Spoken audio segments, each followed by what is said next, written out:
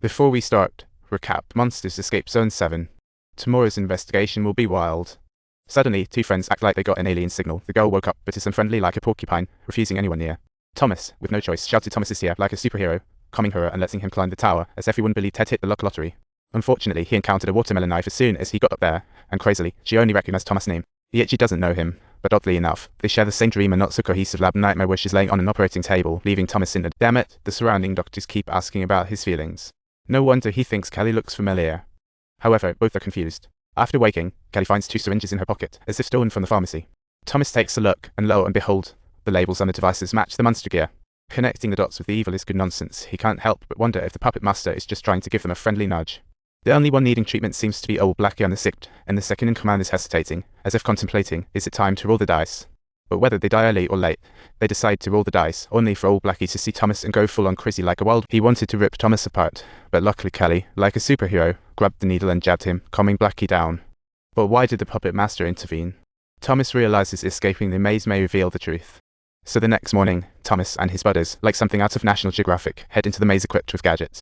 After a wild detour, they arrive at Zone 7 and find the gate wide open. Ming Hao's face looks like he's solving a mystery because Zone 7 shouldn't open until next week. But here, timing doesn't matter. Deeper in the jungle, their backpack device buzzes, almost like a speaker.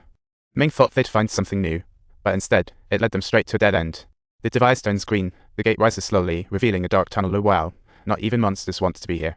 But little did they expect the stuff to be having such a slow moment, taking so long to realize their image mistake, and shortly thereafter, an aroma alarm goes off. The duo realizes they are in deep trouble and start sprinting for their lives, only for the gates to start closing behind them. The outer steel plate force starts closing like a dance-off, and those two race for their lives, desperate to escape. But halfway through, Thomas gets separated and no time to think. He swiftly turns, looking for a side exit, while Ming Hao clears the path. They somehow slip through a narrow opening. But beware, scarier traps lie in wait behind them. They just made it to a clearing when suddenly the ground cracks open, and towering gates pop up like mushrooms after the rain.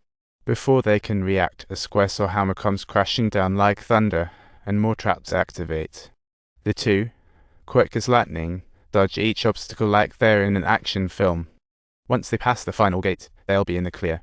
Thomas feels a wave of anxiety. Who knew his little adventure would lead to this? The crowd outside the maze is thrilled at the thought of finding the exit, but Gary dampens the spirits, saying the tunnel might just lead to more monsters.